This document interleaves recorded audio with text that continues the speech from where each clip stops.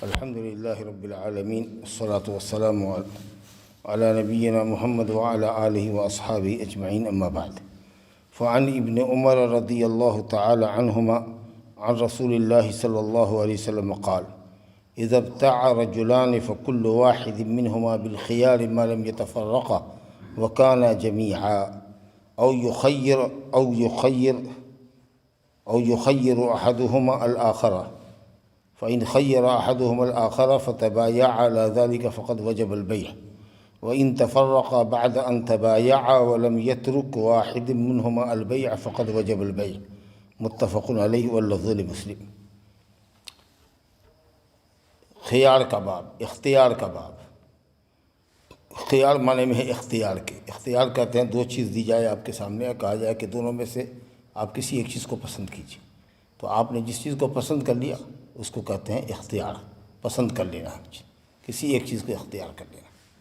تو مسئلہ اصل میں یہ ہے شریعت میں کہ اگر آپ کسی دکان پر گئے کوئی سامان خریدنے کے لیے، یا دکان کے باہر کہیں آپ نے کسی شخص سے کوئی معاملہ کیا، مسجد کے باہر بیٹھ کے تھے ہم لوگ اور گفتگو ہوئی کہ بھائی موبائل بیچیے گا، تو ہاں ٹھیک ہے بیچیں گے، اس کی ایک قیمت لگی کہ 20,000 روپیہ دیں گے، بھاؤ بٹا ہوتے ہوتے 15,000 روپے پر معاملہ طے ہو گیا۔ آپ نے 15,000 روپیہ ہم کو دے دیا اور ہم نے یہ موبائل آپ کے حوالے کر دیا۔ ہم نے کہا ہم نے 15,000 میں بیچا، آپ نے کہا میں نے قبول کیا۔ دونوں آدمی اپنے اپنے قول سے جدا ہو گئے۔ ہم نے کہا بیچا، آپ نے کہا خریدا، پیسہ دے دیا، آپ نے موبائل رکھ لیا۔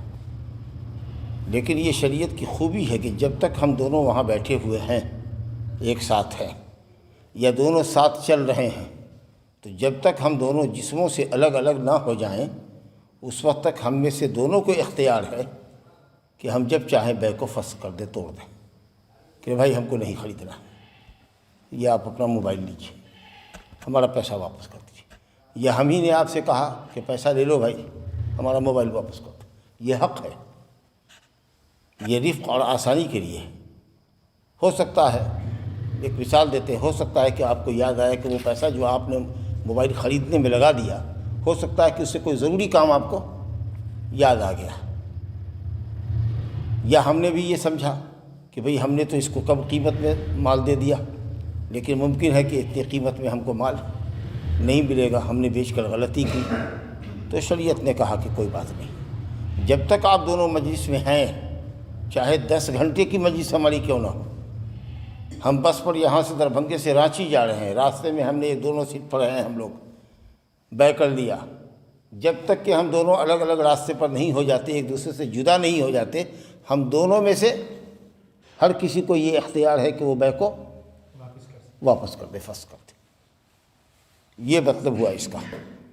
ایک جملہ دیکھیے، حضرت عبداللہ بن عمر رضی اللہ عنہما سے روایت ہے، رسول اللہ صلی اللہ علیہ وسلم سے روایت کرتے ہیں، فرمایا آپ صلی اللہ علیہ وسلم نے جب دو مرد بیع و شراء کرے، مرد اس لیے کہا گیا کہ عام طریقے سے بیع و شراء مرد حضرات کیا کرتے ہیں، یہ الگ بات ہے کہ آج کل مارکیٹ میں زیادہ تر آپ کو عورتیں ہی ملیں گی بیچنے اور خریدنے کے لیے، لیکن پہلے یہ ہوتا تھا، یا ابھی ماضی قریب تک ایسا ہوتا تھا کہ منڈی میں بازار میں مرد حضرات نظر آتے تھے، لیکن اگر یہ معاملہ دو عورتوں کے درمیان بھی ہو تو جب تک دونوں بیچنے والے اور خریدنے والے مجلس میں موجود ہیں، جسموں کے ساتھ ہیں ایک دوسرے کے ساتھ، اس وقت تک دونوں میں سے ہر ایک کو اختیار ہے، فکل واحد منہما بالخیار، دونوں کو اختیار ہے بے کو رکھنے یا فسخ کر دینے کا، کینسل کر دینے کا، ما لم یتفرقا، جب تک کہ وہ دونوں ایک دوسرے سے جدا نہ ہو جائیں، وکانا جمیعا، اور وہ دونوں ایک ساتھ تھے۔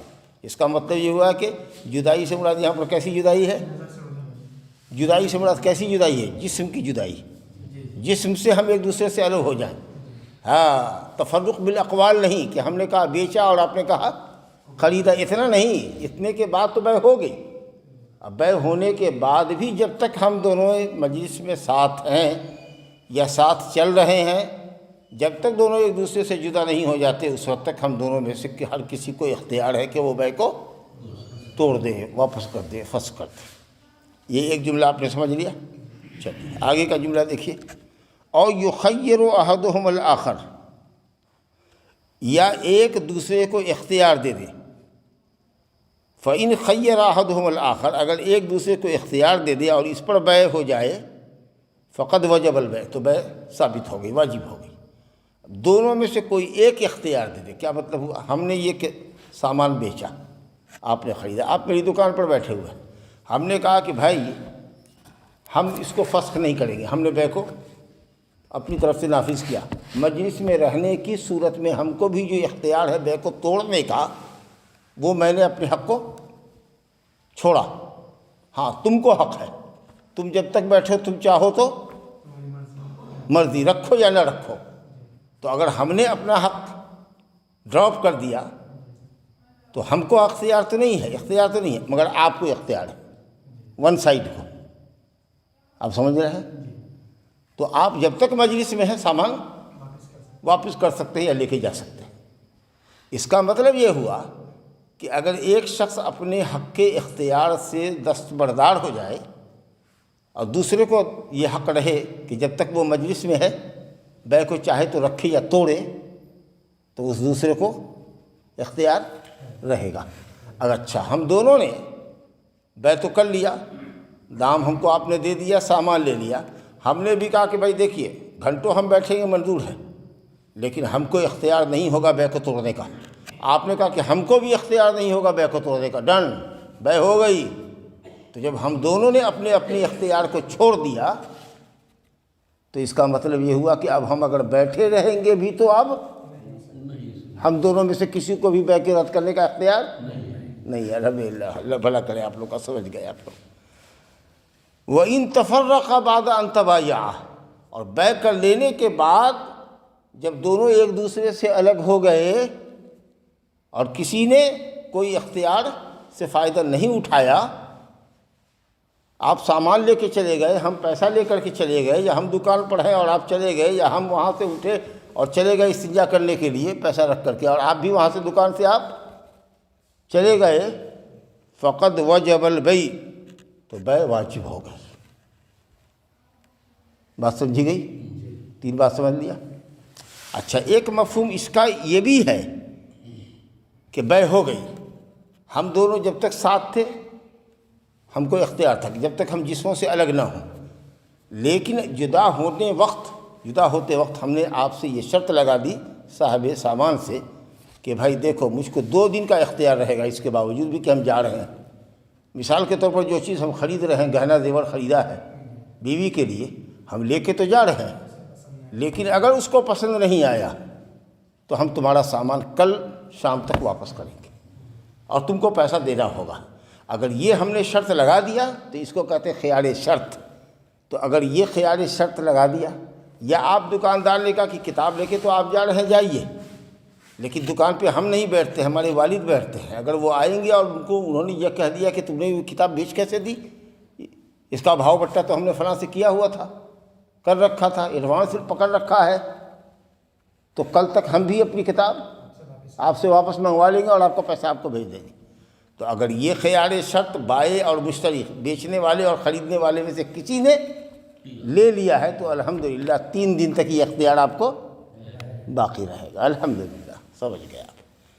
چلیے، بخاری مسلم کی روایت دوسری حدیث دیکھیے۔ وعن عمرو بن شعیب عن ابیہ عن جدہ ان النبی صلی اللہ علیہ وسلم قال البائع والمبتاع بالخيار حتى يتفرقا الا ان تكون صفقة خيار ولا يحل له ان يفارقه خشية ان يستقيله، رواه الخمسة الا ابن ماجه، ورواه الدارقطني وابن خزيمة وابن الجارود، وفي رواية حتى يتفرقا من مكانهما۔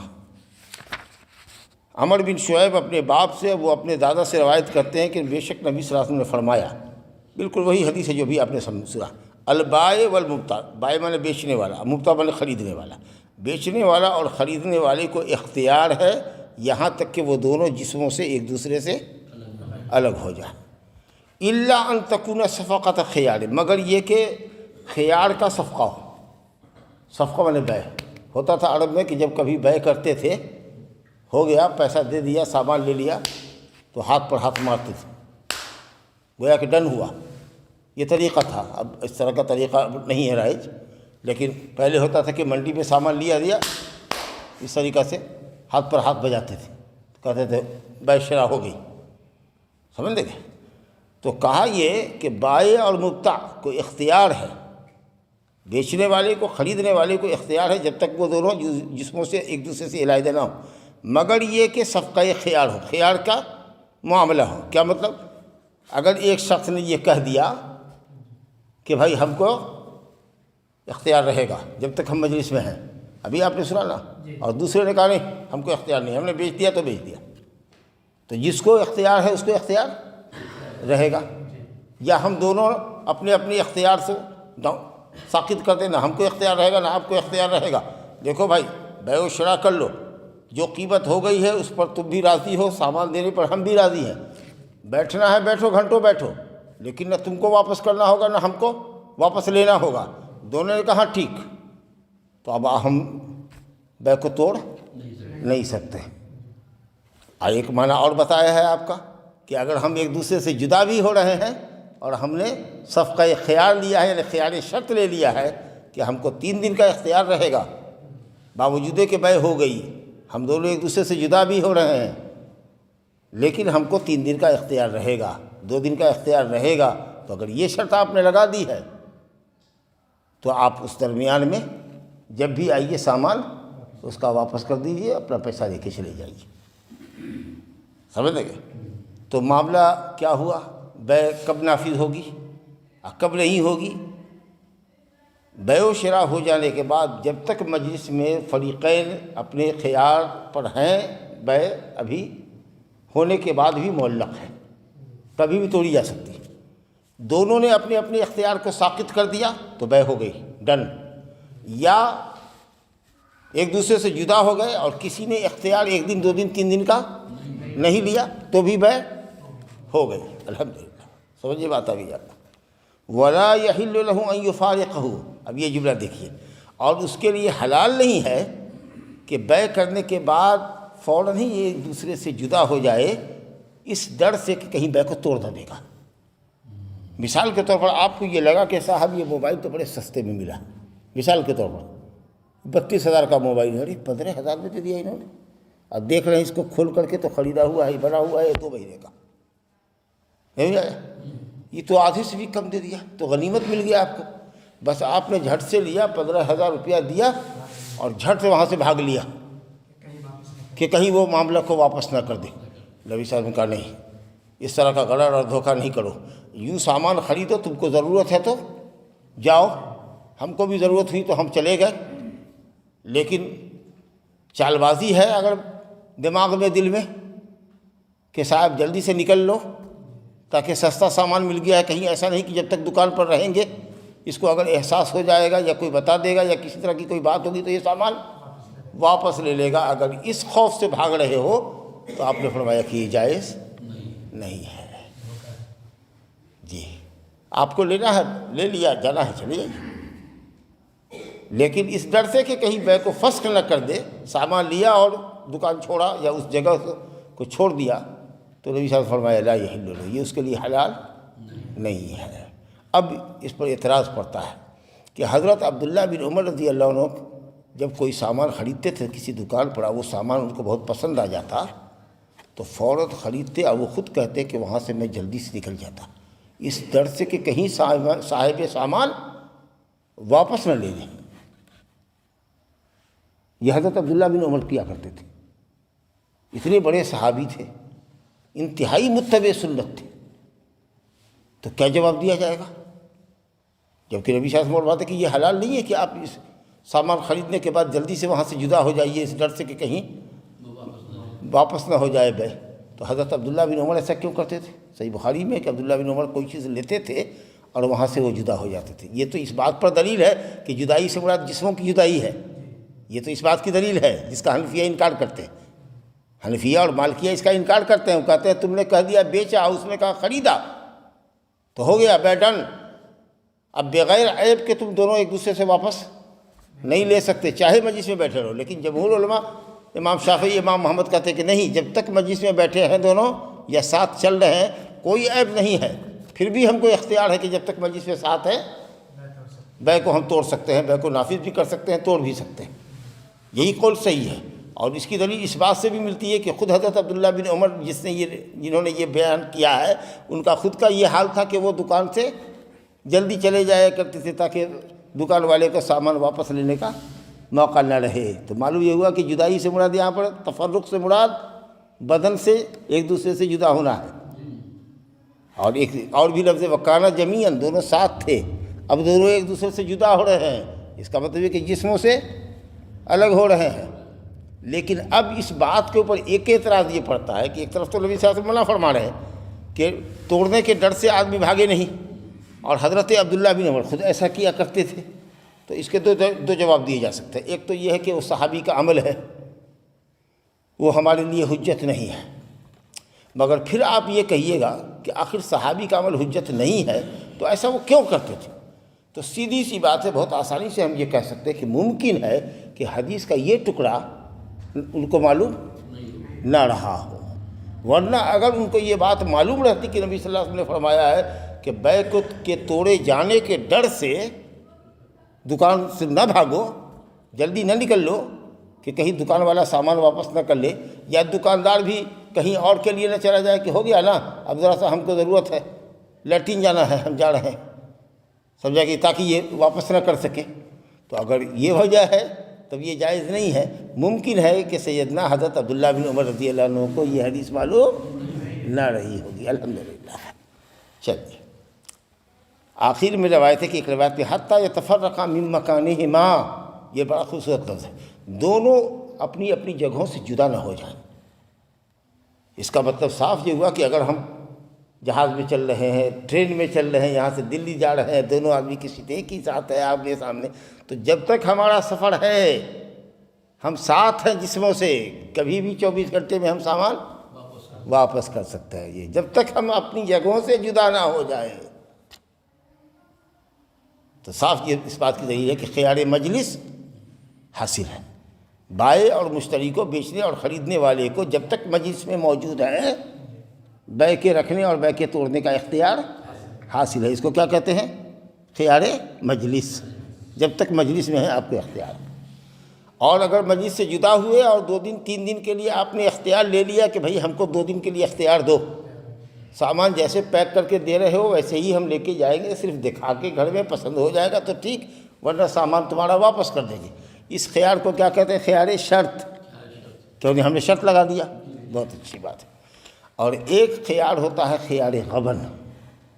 اب ایک آدمی ہے، مان لیجیے کہ موٹے دماغ کا ہے، عقل موٹی ہے اس کی، نئی بات سمجھتا ہے، لیکن صبر نہیں کرتا، مارکیٹ میں جیوے کرتا ہے، خریداری کرنا ہی ہے۔ اگر منع بھی کیجئے کہ کہاں جاتے ہیں آپ، جب جاتے ہیں تو ٹھگا کے آتے ہیں، بظاہر ٹھگا جاتا ہے، کیسے دیکھا سامان ٹھیک ہے، ایسے ایسے دیکھ لیا، مگر نہیں دیکھا، سنبھل کر کے دیکھا کہ 2-4 ورق پھٹا ہوا نہیں دیکھا۔ گھر آیا تو کسی نے کہا اب بھائی کتنے میں دیا ہے؟ 100 روپئے۔ جا، تو یہ تو کتاب تو پھٹی ہوئی ہے۔ ارے نہیں دیکھا، میں نے تو اوپر سے دیکھا، بڑی اچھی تھی، چمچماتی ہوئی کتاب تھی، لے لیا میں نے، سمجھا؟ یا اسی طریقے سے قیمت 10 روپے کی چیز تھی اور اس کی بے وقوفی کا فائدہ اٹھاتے ہوئے اس کو 100 روپے کی عوض بیچ دیا۔ کسی نے پوچھا بھائی سامان کتنے میں خریدا؟ تو کہا 100 روپے میں۔ کہا ارے یہ سامان پوری مارکیٹ میں 10 روپے ملتا ہے، آپ کو 100 روپیہ کیسے لے لیا اس نے؟ تو بہت ٹھگے گئے آپ۔ تو ایک صحابی ایسے ہی تھی، حبان بن منقذ انصاری، اصل میں کسی جنگ میں ان کے ماتھے پر، ان کی پیشانی پر یا ان کے سر پر چوٹ لگی تھی، جس کی وجہ سے دماغ کمزور ہو گیا تھا، زبان میں تھوڑی لکنت بھی آ گئی تھی، زبان صاف سے ادا نہیں ہوتی تھی۔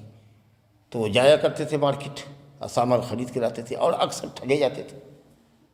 سامان بظاہر اچھا لگا، حالانکہ حقیقت میں سامان خراب ہے، اوپر سے دیکھنے میں اچھا ہے، اندر سے عیبدار ہے۔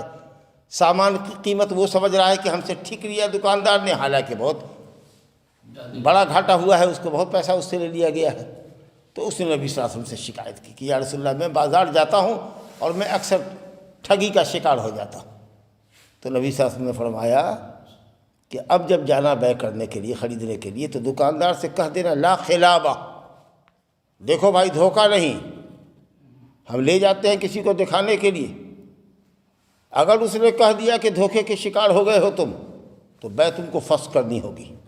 اس کو کیا کہتے ہیں؟ غبن کا خیال، کہ اگر تم نے ٹھگا ہے ہم کو سامان کی دینے میں یا اس کی قیمت لینے میں، تو ہم جا رہے ہیں گھر والوں سے پوچھیں گے، کسی سے پوچھیں گے، اگر کہے گا ٹھگے گئے ہو تو واپس کرنا پڑے گا۔ تو آپ صلی اللہ علیہ وسلم نے فرمایا کہ یہ شرط لگا دیا کرو۔ تو آپ یہ بھی کہہ سکتے ہیں، جیسا کہ میں نے حالانکہ جواب میں بیان کر دیا ہے، کہ نبی صلی اللہ علیہ وسلم منع کر دیتے کہ جب آپ کی عقل کمزور ہے اور زبان میں بھی آپ کی لکنت ہے، سامان کو صحیح پرکھ نہیں پاتے ہیں، قیمت کا صحیح اندازہ نہیں ہوتا ہے آپ کو، تو کیوں بازار کرتے ہیں؟ آپ پابندی لگا دیتے کہ آپ کے لیے بیع و شراء جائز نہیں ہے۔ تو بات تو آپ ٹھیک کہتے ہیں کہ پابندی لگا دینا چاہیے کہ ایسا آدمی نہ خریدے، کیونکہ ہمیشہ کہا سنی ہوتی تھی، لو بھائی واپس کرو، کہ نہیں واپس کریں گے، واپس کرو، نہیں واپس کریں گے۔ لیکن جیسا کہ میں نے کہا علماء کے حوالے سے، کہ ہو سکتا ہے کچھ لوگ ایسے ہوتے ہیں کہ جب تک وہ مارکیٹ نہ جائیں، کچھ خرید فروخت نہ کریں، ان کو چین نہیں ملے گا۔ اب لاکھ منع کر دیجیے کہ اب آپ کہاں جاتے ہیں، ٹھگی کے شکار ہو جاتے ہیں، نہ ہم ہی خریدیں گے، تم لوگ بیٹھو ہم ہی جائیں گے۔ اگر اس طرح کا آدمی ضدی ہو تب کیا کریں؟ تو کہا گیا کہ ٹھیک ہے، آپ اس کو کہہ دیجئے کہ لا خلاوہ، دھوکہ نہیں۔ اگر یہ کہہ کر کے آپ آئے ہیں اور آپ دھوکے کے شکار ہوئے ہیں، تو بائع پر ضروری ہوگا کہ وہ بیع کو فسخ کرے، واپس لے، سامان لے اور آپ کو پیسہ واپس کرے۔ اس کو خیال غبن کہتے ہیں، اور یہ غبن دو طرح کا ہوتا ہے۔ ایک تو غبن عام ہے، جس کے عام لوگ شکار ہو جاتے ہیں، جیسے بیع المسرات، ایسے جانور کی بیع جس کے تھن میں دودھ کئی دنوں سے، کئی شاموں سے جمع کر کے رکھا گیا ہو، تدلیس اور دھوکے سے اس کو بیچنے کی کوشش کی جائے تاکہ زیادہ پیسہ اٹھا جائے، یا اسی طریقے سے تلقی جلب، بازار سے آگے نکل کر کے سامان خرید لینا، دیہات سے مال آ رہا ہے، دام اونے پونے بتا دیا اور خرید لیا، تو جب دودھ خریدنے والے کو، جانور خریدنے والے کو، اور اسی طریقے سے سامان دیہات سے لا کر بیچنے والے کو پتہ چلے کہ وہ دھوکے کا شکار ہوا ہے، اور ظاہر ہے کہ اس دھوکے میں کوئی بھی پڑ سکتا ہے، تو وہ چاہے شرط لگائے یا نہ لگائے، اس کو اختیار۔ یہی اکثر اہل علم کے قول کا مفاد ہے، خلاصہ۔ لیکن اگر پرٹیکولر کوئی آدمی ہے جو اپنی کم عقلی کی وجہ سے، کند ذہنی کی وجہ سے اگر ٹھگا جاتا ہے، تو اس کے لیے یہ ہے کہ وہ شرط لگا دے، جیسے کہ حبان رضی اللہ عنہ کو آپ نے فرمایا کہ لا خلافہ بول کر شرط لگا دو کہ دھوکہ نہیں بھائی، اگر دھوکہ ہوگا تو ہم واپس کر دیں گے۔ تو یہ خیال غبن شرط کی بنیاد پر ایسے ہی شخص کو ملے گا۔ لیکن جہاں غبن فاحش ہے یا غبن عام ہے، عام لوگ ٹھگی کے شکار ہو سکتے ہیں، جیسے بیع المسرات میں یا تلقی جلب میں، جیسا کہ میں نے ابھی آپ سے عرض کیا، اور اس کی تفصیل ہم پڑھ چکے ہیں۔ تو ایسی حالت میں چاہے شرط لگائے یا نہ لگائے، جو آدمی غبن کا، دھوکے کا شکار ہوا ہے، اس کو اپنا سامان واپس کرنے کا حق ہے۔ ھذا وباللہ التوفیق، صلی اللہ علیہ وسلم وبارک علی نبینا محمد وعلی آلہ وصحبہ اجمعین۔